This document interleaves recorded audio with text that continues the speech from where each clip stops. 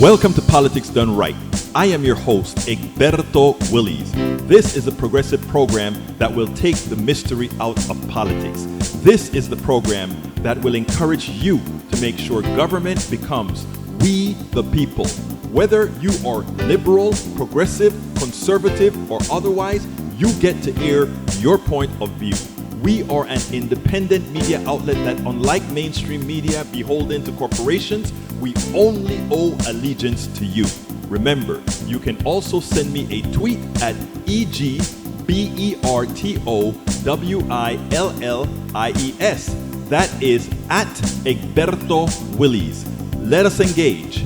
It is Politics Done Right. Welcome to another edition of Politics Done Right on KPFT. I thank you so kindly for being here with us. We have some special guests that you're going to love today. Rosalind Wyatt. She is a researcher and a strategist here in Houston, Texas. She's here to talk to us about voter suppression. There is a new law, HB 1026, being placed by a conservative Republican representative here in Texas. They're attempting to really strip a lot of abilities we have to register people. We cannot let that stand. You have to make your voices heard. You got to call your state congressperson and let them know absolutely not. We want to keep things the way they are. Actually, we want to make things better, to make people more able to support democracy. Our second guest is Atiba Madyun, political analyst and author out of Washington, D.C. We're going to discuss the insurrection and a lot more. We also are going to talk about, there's a little clip that I have from a piece that Katie Turd did, talking about how did the GOP become a cult? And yes, the GOP is in fact a cult.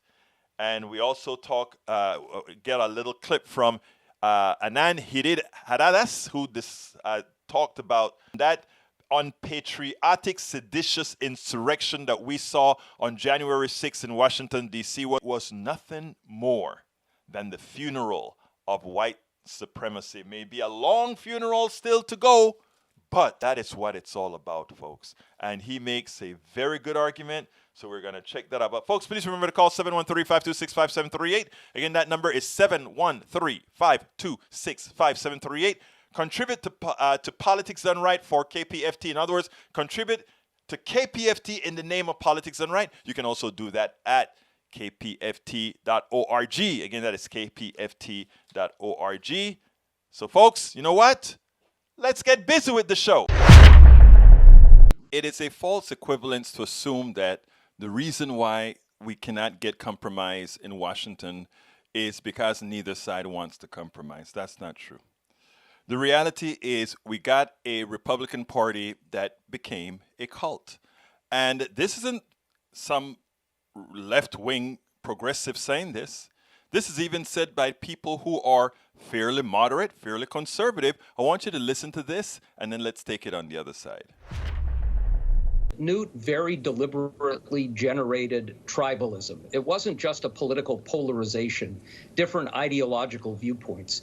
It was trying to turn this into a situation where people could view Democrats as evil, trying to destroy their way of life, and really using a process where he would shatter all of the norms of behavior that we had seen around Congress to achieve that goal. And it took him 16 years, but he was able to do that. And, of course, he was helped along the way by a few other things. The end of the Fairness Doctrine in the 1987 in the Reagan administration made it possible for the rise of tribal media, which was an accelerant of what Newt was doing. When Tom Mann and I did a book in 2006 called The Broken Branch, and it was that Newt's successor, Dennis Hastert, accelerated the process of blowing up the norms, that the ends justified the means with almost everything that happened. Then Mitch McConnell came in and decided that norms no longer mattered in the Senate. And all of this reinforced by changes in the broader society. And frankly, what Newt did was to move to turn the Republican Party away from a traditional political party looking to solve problems through the regular order in Congress, and turned it into a cult where if you were a part of this process, the fear of being shunned or excommunicated would overwhelm your reluctance to violate more norms, and that working with Democrats was like sleeping with the enemy, with the evil apostates. And all of that has taken us to where we are today. Let me drill down on that language, because, Steve, I remember reading in your book about a memo that Gingrich sent around to Republicans, basically outlining the language that they should use in describing their Democratic colleagues or Democratic opponents if they were running again for office. Explain that. Well, yeah, again, it's all about the language of drawing dramatic, vivid contrast that really tap into some, I think, some deep emotions.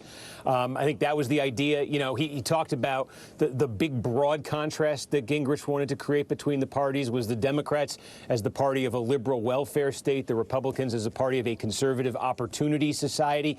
But it was the idea of using very dramatic, very emotionally resonant language that would really drive home the contrast that Gingrich was trying to create between what he thought the Republican Party should represent to people and what he wanted people to see in the Democratic Party, and just convincing his fellow Republican members of Congress that they needed to take every opportunity they had, every speech, every committee hearing, every appearance on television, whatever it was, to drive that contrast above all else. And that is what we're living through right now. And that is the reason compromise is next to impossible. In fact, what we got now is worse than even under Gingrich. We got an insurrection. We got a coup. We got a whole bunch of people who attempted to overthrow the government, a seditious act.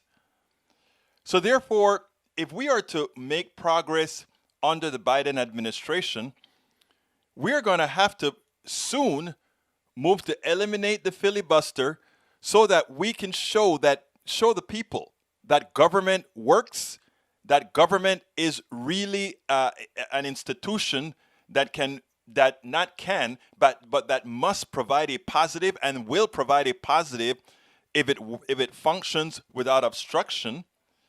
And therefore, that is exactly what we have to do going forward.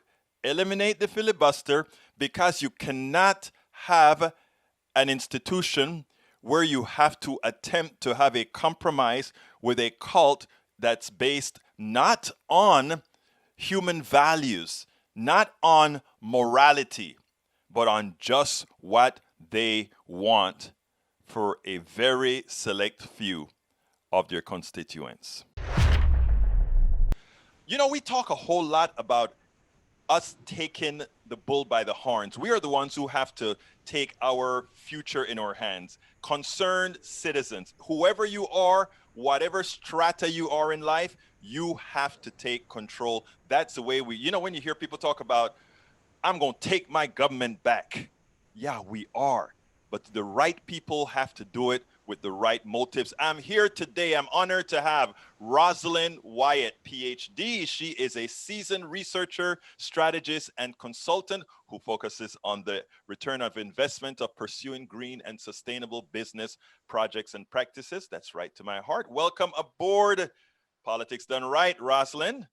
Hello, how are you? We are doing fine. Rosalind, we are talking, we're not talking about anything specific to your field today. We're talking something specific to the politics of everybody voting. And you came across something, you sent it to me and said, hey, you need to look into this, to which I said, oh, I think you need to tell us about what's going on. So Rosalind, why don't you tell us a little bit about what happened? Well, over the weekend, I received a notification from a very good friend of mine. I think she is a deputy voters registrar for her county. And she sent me this thing saying, hey, send this to all the people who do voters registration, the deputies. And it was a petition that called for the, of not passing Texas House Bill 1026, which was just introduced. I think it was even introduced before the formal session even began. And it has to do with taking away the power and authority to register voters from the county clerk's office, and transferring all that power to the Texas Secretary of State.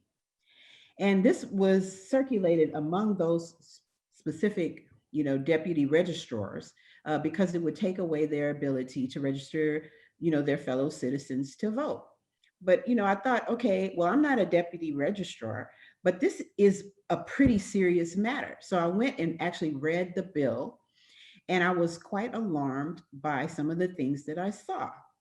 And that's when I started telling people. I started, just like sounding the alarm. And then I thought, hey, I'm going to contact Egberto, because this is what he does every day on KPFT. So that's how I contacted you. Let me say something first of all. I mean, this is how we get hurt many times. And when I say we, I mean the population at large. The fact of the matter is, Rosalind, that a lot of these things happen behind quiet doors. And after, when it's time to vote, that's when we find out about it. Or when we're starting to register people to vote, we find out all the restrictions that's been placed on us because nobody knows about it. And that's why it is so important what you're doing and what others are doing to get that information out there, so that people can now, every single Texan, and by the way, this applies not only in Texas, these are things that are going to be occurring in Georgia. These are things that are going to be occurring in Arizona. These are things that are going to be occurring throughout the country because of what occurred in this election. They want to reduce the number of people voting for ulterior motives. Please continue, Rosalind. Yes. So as I said, I was quite alarmed, and I took the time to read through it, read through the bill carefully as I could, and understand all the, the legal uh, Ramifications. ramifications of it. So I put other people on it. I have a few lawyer friends, and I've got them looking into it, to kind of go through it with more of a fine tooth comb than I can. So that's how that all got started. And, the whole idea is, when you live in a democracy and you participate, one of the most fundamental things you have is your vote. That's what democracy means: one person, one vote. And when you impede people from, taking part in that, you are attacking the very heart of democracy, in my opinion. So that's why I became, so alarmed. And in reading through the bill, kind of taking some time to read through the bill, there were a number of things that were very disturbing to me. You talked about how these things are done very quietly. Well, the one thing that I noticed upon looking at, the bill, the introduction, was that it was introduced, I guess, even before the formal session started, because the date on the introduction of the bill is before, the actual session convened. And I was concerned about that, or kind of puzzled by that.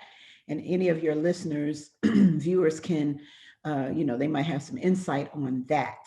The other thing is, I noticed that it was not co-sponsored, right?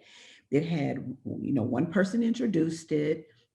There was no co-sponsors, at least at this time. Nobody has signed on, to be a part of that. So that was interesting to me. It doesn't actually have a real title, in terms of, these bills having these titles. I didn't see that. But the thing that immediately caught my attention is that it seeks to strip the authority / responsibility of voters registration from the county clerk to the Secretary of State's office in Austin. So in effect, the Secretary of State becomes the voter registrar for the entire very large state, 39 million plus people in Texas.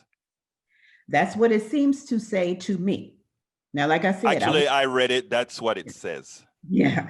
So, so that's the first thing. And, with that, you stop and think about, okay, 39 million people, one office becomes the voter registrar. Now, let's talk about the bureaucracy that creates. So with that bureaucracy comes increased cost, right? Because, you gotta, the Secretary of State's office has a lot of responsibilities. Let me just correct one thing before I forget. We keep saying 39 million Texans. It's actually 29 million Texans. I'm sorry. Okay, sorry about that. Yeah, okay. yeah. Well, that's still a lot of people. Yeah, that's my fault. I'm the one who said it. And the thing of it is that the Secretary of State's office has a lot of responsibility already, right? So now you're just adding to that bureaucracy. So some notable things as I go through. It says the Secretary of State in Austin shall review each submitted application to see if the applicant is eligible for registration. Okay, and I already said a red flag was it increases bureaucracy and subsequently cost. And the other thing I thought about were the delays. Right. How does this delay people getting registered to vote? Okay, so put a pin in that. Next, the Secretary of State will make a determination no later than 7 days after the application is submitted. Does that mean after it's received or after it's postmarked if you mail it in? What does that actually mean? What is, and how many additional days, or time does that add? It says also, after the approval of the applicant, if they're registered in another county, then the Secretary of State will update the statewide list to reflect their updated residents. So how much lag will there be? How much lag in time will that be? So if a person moves and the statewide record hasn't been updated and they go and vote in their new county, if they attempt to, could they be charged with voter fraud if something goes wrong? If they're not shown to be a resident of that county? I mean, if I may pause you a while, Rosalind, this, first of all, we are trying to solve a problem that doesn't exist, and the solution creates more problems that you have just yourself identified. In other words, it will now put people at risk of committing voter fraud if the state does not do its job appropriately. Quote unquote, I should say quote unquote voter fraud, because it's not like the person is going to vote twice. It's just that they'll likely vote in the wrong county. Right. So what does that do? Does that nullify their vote? Likely it does. Yeah. And so, and like I said, it could be done completely innocently, right? But people make charges and then it may not amount to anything, but it's just a hassle to have to defend yourself and right these wrongs, right? So that's just an additional thing. The other thing that was very troubling is the determination of citizenship. Now, I know you probably read that part. So that's left up to DPS, Department of Public Safety. They're the ones who determine citizenship. If they can't, identify you as a citizen, you'll be notified. Okay, so how long will that take? How long will it take, for you to be notified that that's a problem? And once that happens, you have 60 days to respond to that. And here's the most troubling thing, that proof must be provided in person.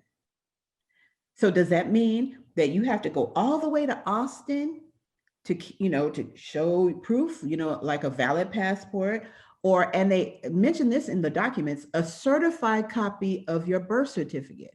First of all, getting a certified copy of your birth certificate is a hassle. I've done that before.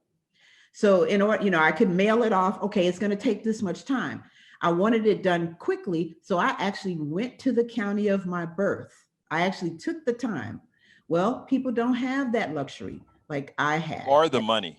And that's what I mean by luxury. It's a poll tax. That's what I mean by luxury. It's the money to travel there, the time, the inconvenience. If you want it done immediately. Now you can mail it and do all that stuff, but it's just going to add to the time to get a certified copy of your birth certificate.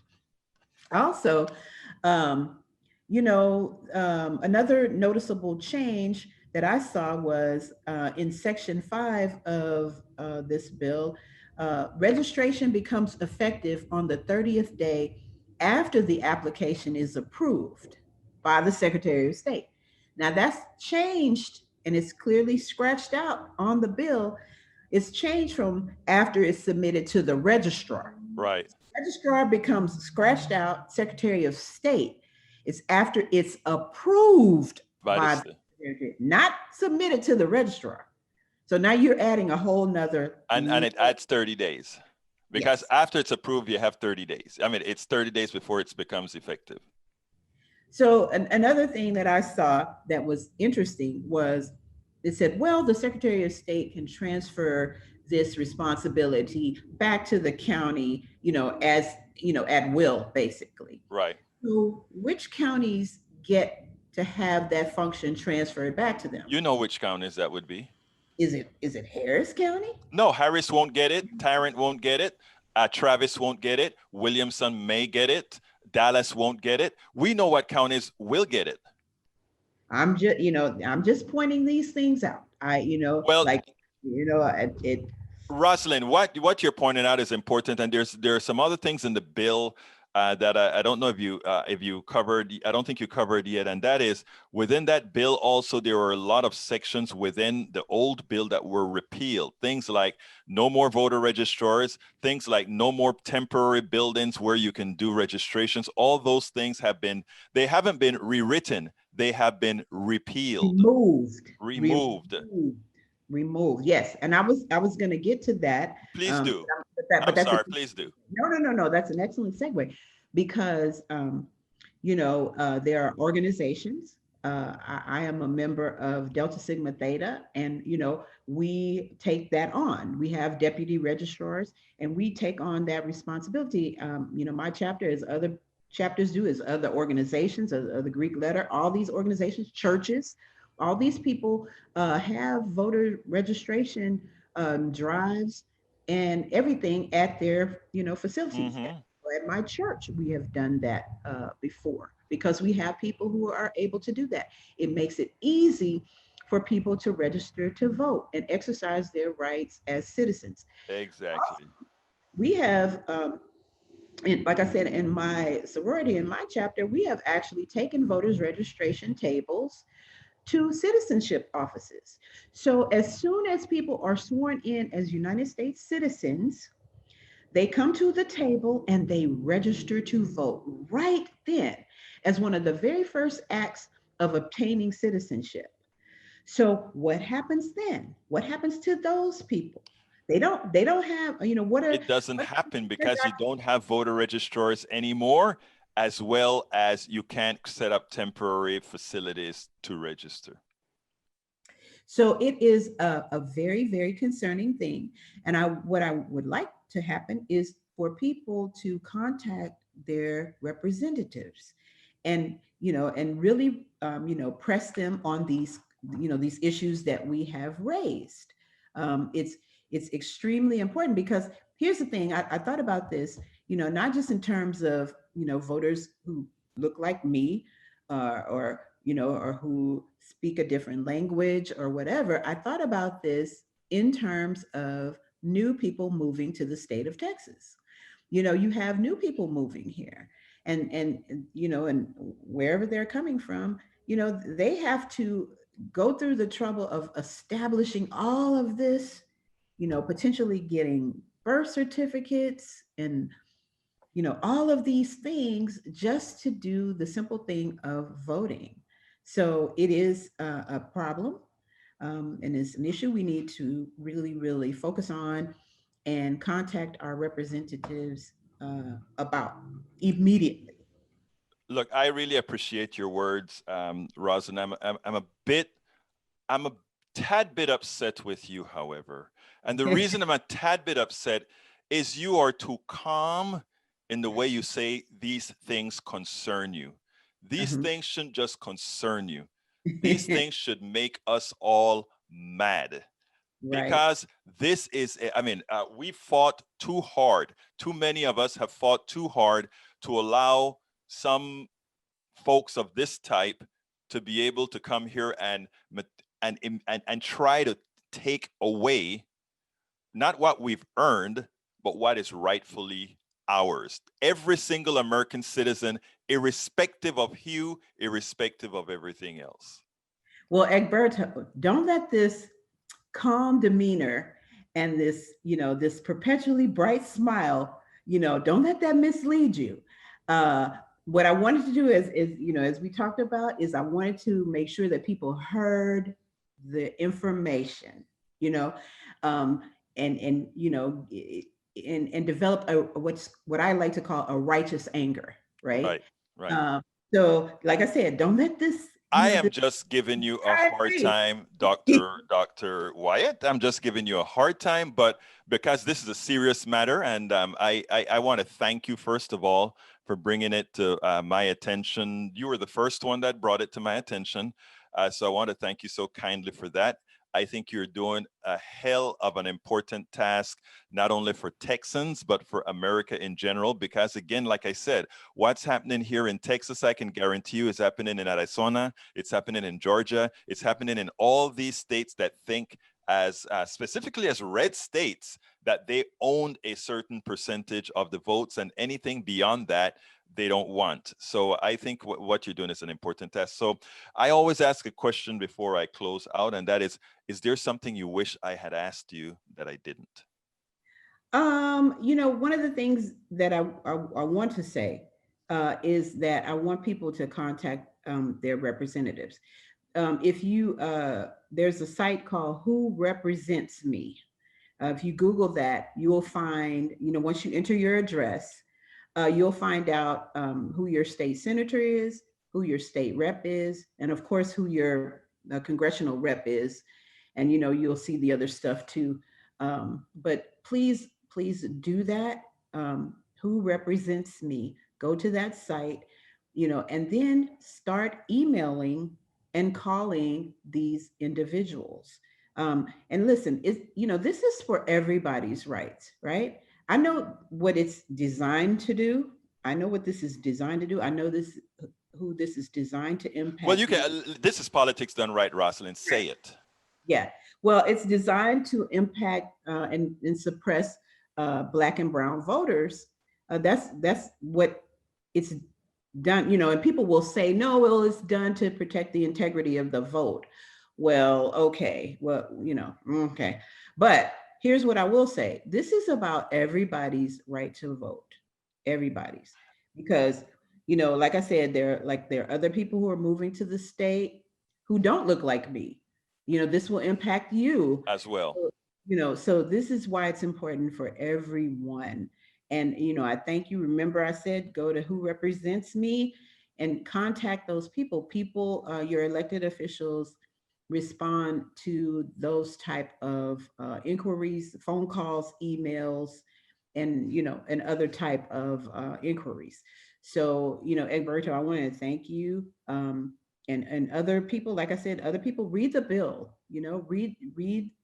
Actually go through and read the bill. Those of you who are in the legal community or who really understand election and voter laws, please read it and go through it with a fine-tooth comb. Dr. Rosalind Wyatt, it's been my pleasure to have you here, a concerned citizen, a strategist, a researcher. Thank you for doing what you're doing. You have a wonderful rest of your day. Peace to you, Egberto. Are you feeling badly about the insurrection, about this unpatriotic, seditious insurrection? We should. But out of bad can come a whole lot of good. And somebody expressed it in a manner I hadn't heard before. And, I want you to listen to that, and then let's go ahead and take it on the other side. Check this out.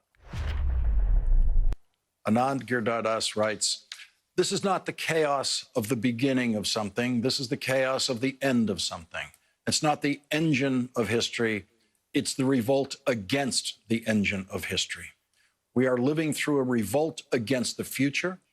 The future will prevail." And joining us now is Anand Giridharadas, MSNBC political analyst and publisher of the Inc. newsletter. Anand, what are the signs that the future will prevail? Well, the trajectory, this is Martin Luther King's birthday, and he spoke of that arc bending. And the arc is bending, has been bending, has continued to bend. And it's very easy to lose sight of that fundamental through line and that fundamental narrative in American life, given what has happened, right? I mean, we have, last week was Insurrection Week, this week was Impeachment Week, next week's Inauguration Week, we never got Infrastructure Week. And it's dark, it's very, very dark. But I think if you look at so much of this darkness, it is not the darkness of the beginning of something. This is not a launch party that you're seeing on the other side of the screen. This is a funeral for something. It is a funeral for white supremacy. It is a funeral for a kind of outdated, outmoded male power. It is a mourning for a time in which certain Americans could feel and claim to be the default of an American and not have to share. And what we have witnessed in this era, alongside the depredations of Donald Trump, is another story too, a longer story. This was also this past year that just ended, the year of extraordinary protests on the street for Black Lives Matter that also corresponded with extraordinary shifts in mainstream white opinion about racism. This was also the year gone by in which white people were, in the reading they were doing and what was happening in their workplaces and beyond, grappling with race in ways that were unthinkable 5, 10, 15 years ago. And so I have been trying as a practice, because I'm as despairing as everybody else right now, to remember that what we are witnessing in so many of these dark days is backlash. Backlash. It's not the engine of history. It's a backlash against the engine of history. These people that you're seeing are not the future. They are the barnacles on the future that is going to happen with or without them. And what I try to remember is that what we are actually heading towards, and allow me to get a little patriotic for a moment, but I think this is a patriotism that is factual and justified. What we are trying to do in the United States of America is actually build a kind of country that has not existed in quite this form, perhaps ever in history, which is to build a majority-minority, democratic, multiracial superpower that looks like the world, that is a country made of all the countries. And we're actually getting there. And these people are terrified of a future in which they have to share. But that future, day by day, hour by hour, workplace by workplace, school by school, that future, that looming future, is, I believe, the dominant story of America. He hits that on the nail, the dominant story of America. And when we think about it, right, these are, I don't know if you saw these people on the mall.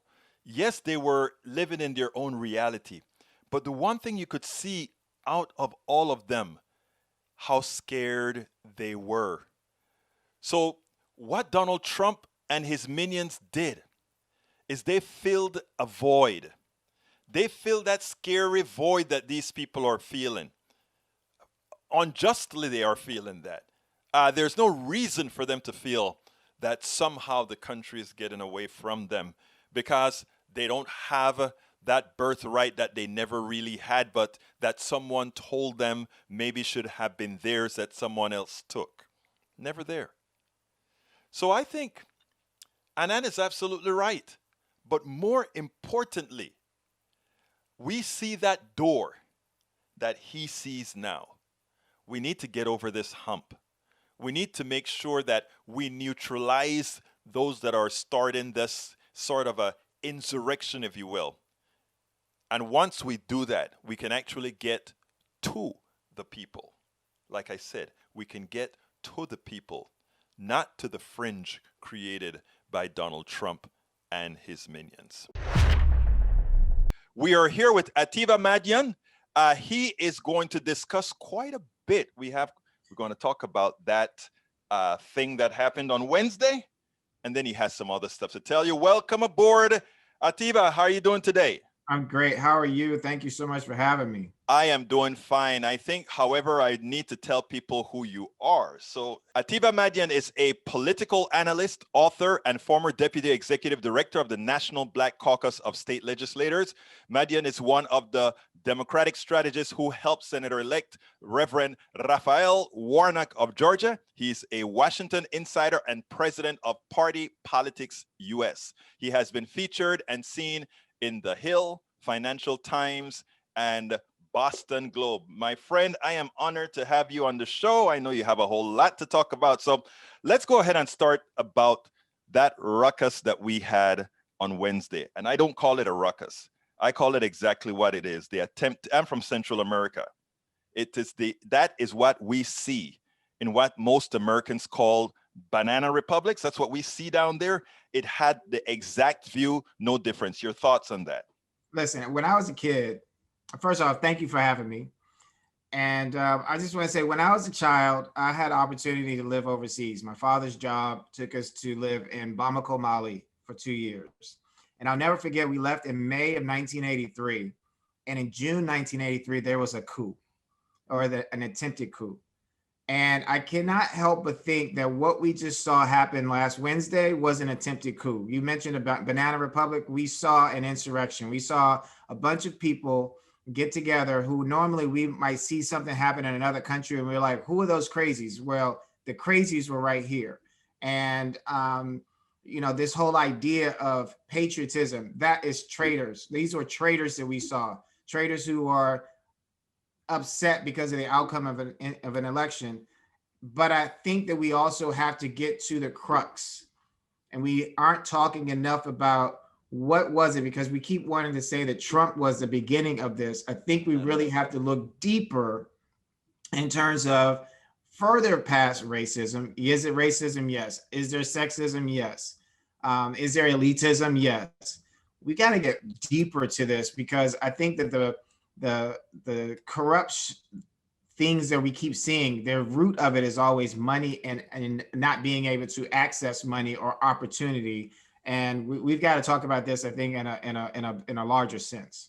Now, Atiba, before we even get there, I want to make our audience aware of something, because a lot of folks see some of the stuff, the initial thing that they see on TV, and they just see a whole rowdy bunch of people attacking, breaking a few glasses, etc., at the Capitol. But I want the people to understand that we had people's lives really at risk. We had pipe bombs, we had Molotov cocktails, we had all these things we had people that had ties to kidnap. We had all these things that would be present in a coup, and it just happened to be that it was poorly prepared. They were poorly prepared, they got overwhelmed, and they didn't get their job done. But I think it is important for people to understand that the coup attempt was real. Now, you pointed out earlier. Can I add one other thing? Go ahead. They also had a biological weapon available. Oh, that's new to me. Please enlighten me. COVID. Oh, my friend, that is so true. Explain that for those who are going to be hard to take that. Let them hear. They're saying that there were 8,000 people. We know that this virus that has plagued us it's rampant throughout our society. We've got almost 400,000 people dead. From, my uncle has been in the hospital with COVID, 93 years old. His daughter is now in the hospital because she went to go care for her father, because a caregiver came to their home with a cold, thinking they just had a cold, and it turned out to be COVID. So now imagine 8,000 people descending on the Capitol, many of them not wearing masks, though we know that there's a mask mandate in DC. Many of them not social distancing, because they were all clamoring all together. And then we see now that there are several congressional members, including a 75-year-old congressional woman who is a breast cancer survivor. So these people came into the Capitol, they possibly spread a virus amongst themselves, let alone also to congressional members. And now it's also getting to us that these congressional members that were in a room, close quarters, who declined to wear a mask because they're like, let's not get political about this, actually did not want to wear masks, potentially because should someone, these insurrectionists, these people attempting a coup, had come into the room, they would have known that, oh, they're with us because they're not wearing a mask. It is crazy. I blogged about that one. Yeah, you're talking about Bonnie Watson Coleman. She's the one who got infected. And then there's Pramila Jayapal from Washington. She got infected. She's same room. And a couple of other Congress people got infected because of all these folks not wearing masks. And so that is interesting. I want to remind folks, people think that we are so exceptional, right? These things don't happen here. They need to remember that back in 1933, they also tried a coup against Franklin Roosevelt. So, I mean, it is one thing to kind of think these things don't happen here. But as you mentioned earlier in your statement, Atiba, you mentioned that a lot of this has to do with money. A lot of this happened to do with certain folks with money making investment to ensure that what they are doing remains preeminent. So I think that is important for people to understand. I blogged about that this morning. Folks can look it up at egbertowillies.com. Anyhow, what do you think is going to be the aftermath of this insurrection? For 4 years, every day I pick up the phone, wary to figure out, okay, what has the idiot done? And so whenever I do these interviews, people keep asking me, what do I think is going to happen? The problem has been, it's been difficult to chart what is going to happen next. What we do know, and your listeners already know, there are credible threats on our state capitals. What a lot of people don't know is that there were attacks on those very state capitals on January 6th too. Everyone's attention was focused on the U.S. Capitol, but there were attacks on Michigan. Michigan was Georgia, Utah, and other state legislatures around the country. This thing is real, but yet at the same time, the democracy is still intact, and it will still remain intact. What we were looking to see is what's going to happen on January 20th, because we have a transfer of power. We don't know what Trump is going to do within the next 6 days, but what we can do is we can remain vigilant. We can make sure, you see those signs at the airport or when you're traveling that says, if you see something, say something. There have been a lot of people that have been turning in people who they recognize faces, including people saying that was their, uncle, et cetera. So there's a lot of, there are a lot of things that we don't know, but there are a lot of things that I think that we have to keep focused on. And I'll say this last. Congressman John Lewis, and we had his former chief of staff on our podcast last night, Chalkboard Conversations. But he wrote in my book 20 years ago, with faith and hope, keep your eyes on the prize.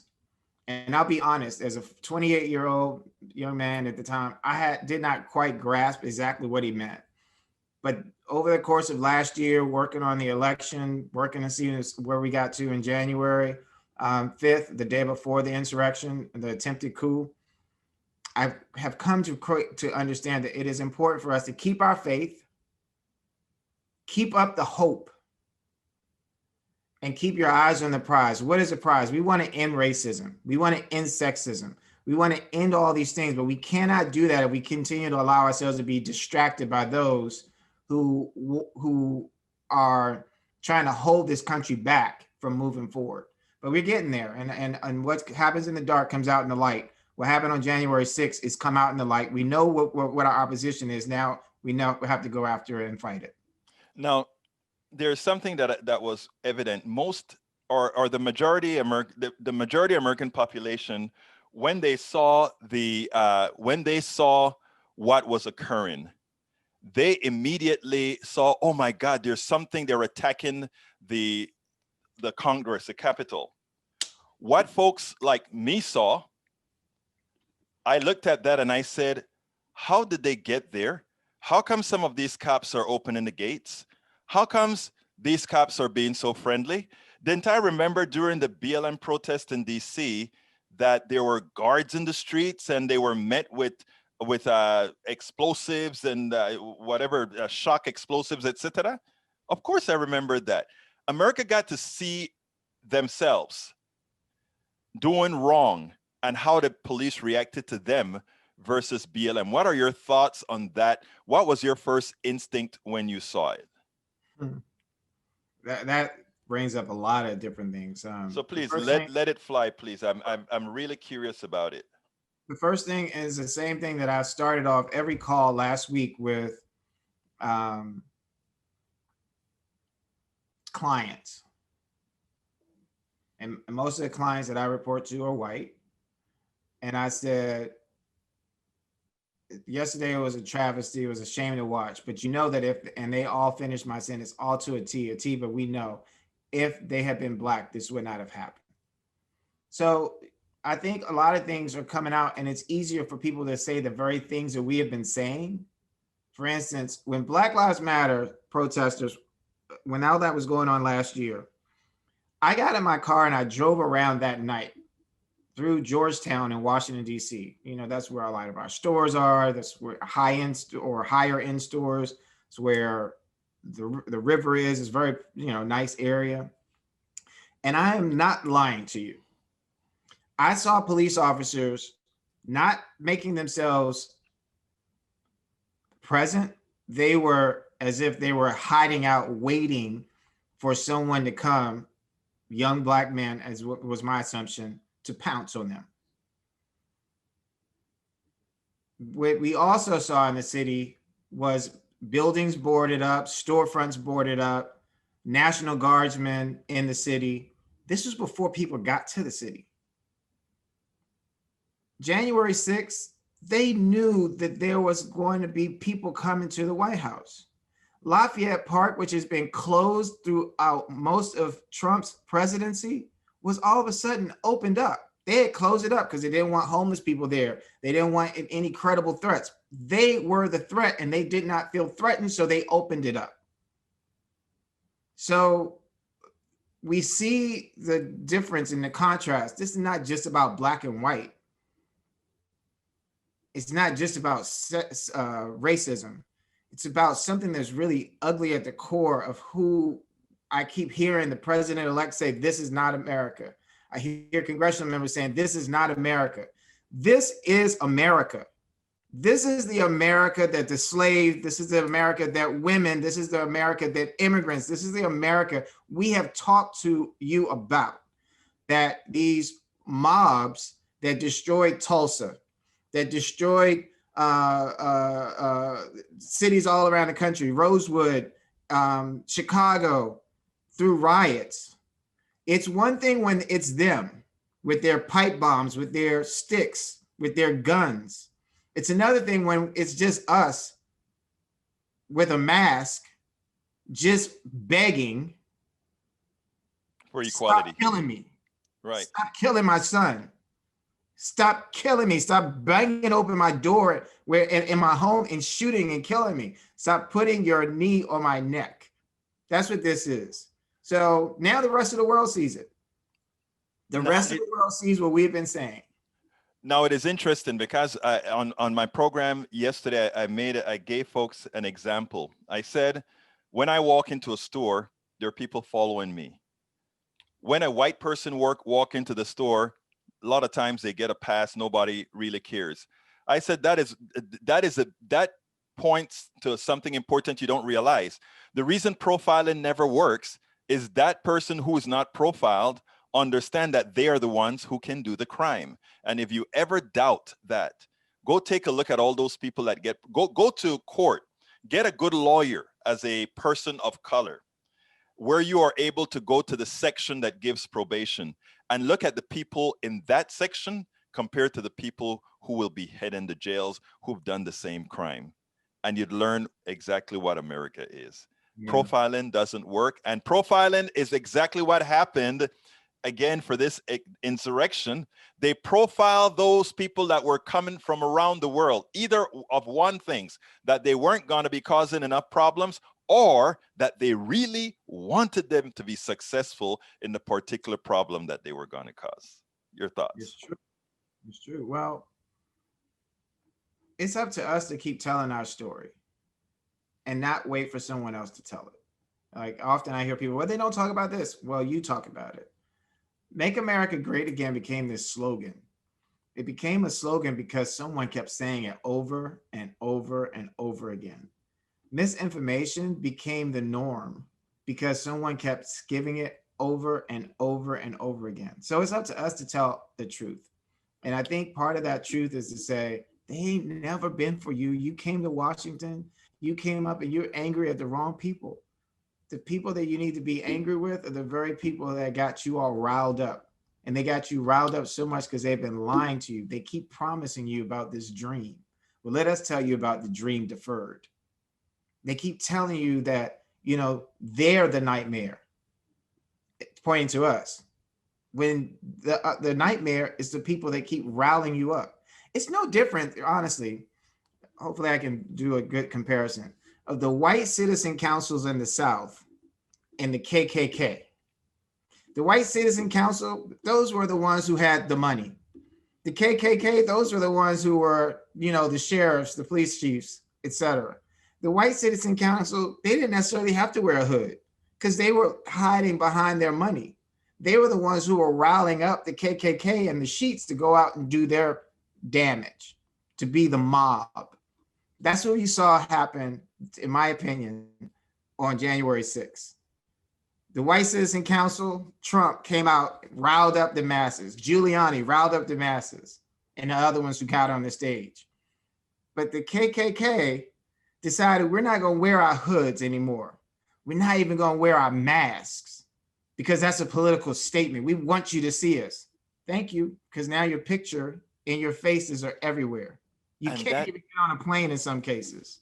That is what's so funny. They're not all that smart because now the same person who sent them all out is getting them all arrested, is getting them, they're all getting records and their lives are forever changed. Now, we're kind of getting close to in this thing. So let's talk a little bit about party politics. So tell me a little bit about what you do and then tell me a little bit about your book. Sure. So party politics was the idea that was started hanging out with some friends in 2009, 2010, not too long after Obama was president, because we had this Tea Party. So you want to talk about insurrection? You had an insurrection within the Republican Party of the Tea Party.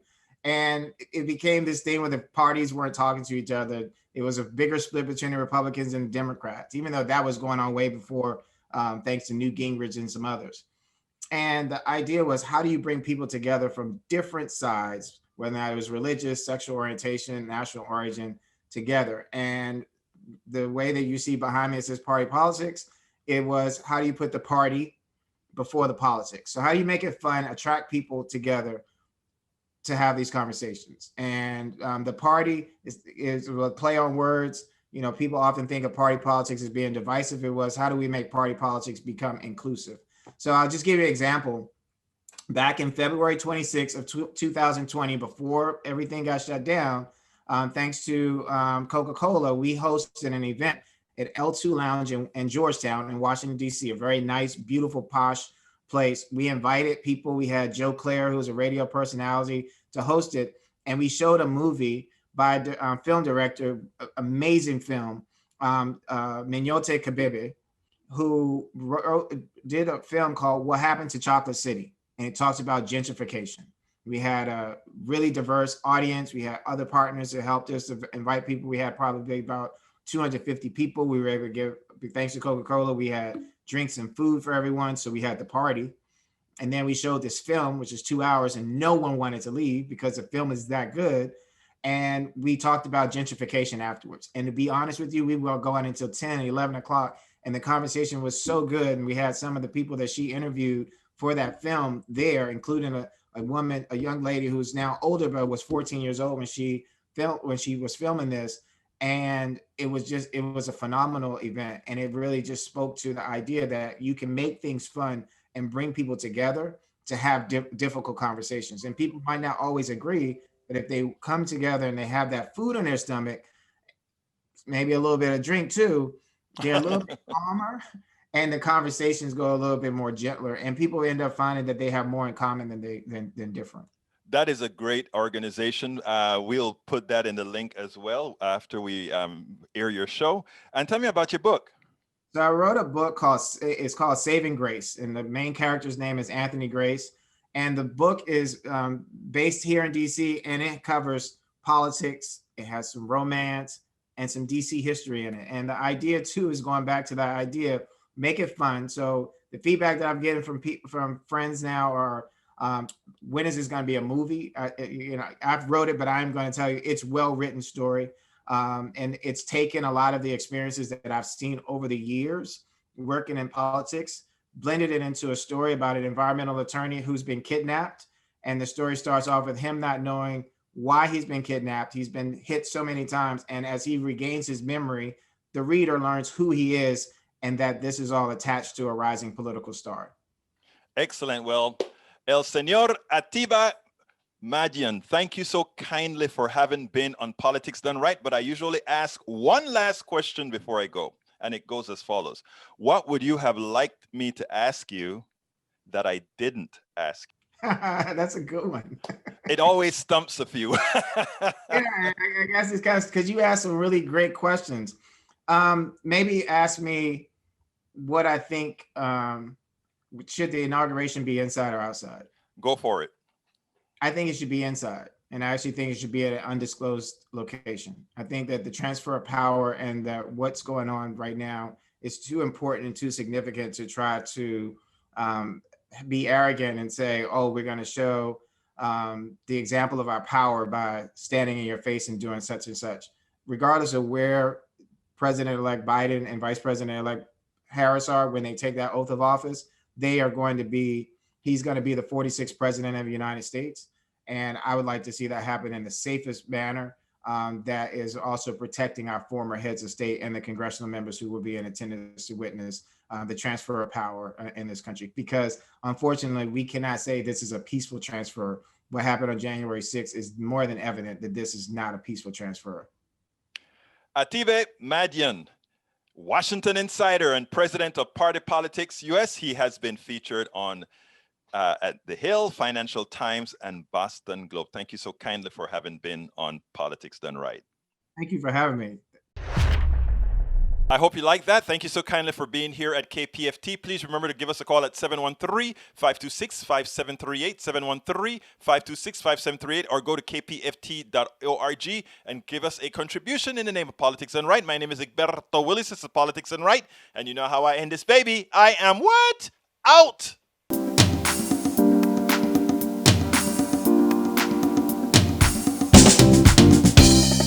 Welcome to Politics Done Right. I am your host, Egberto Willis.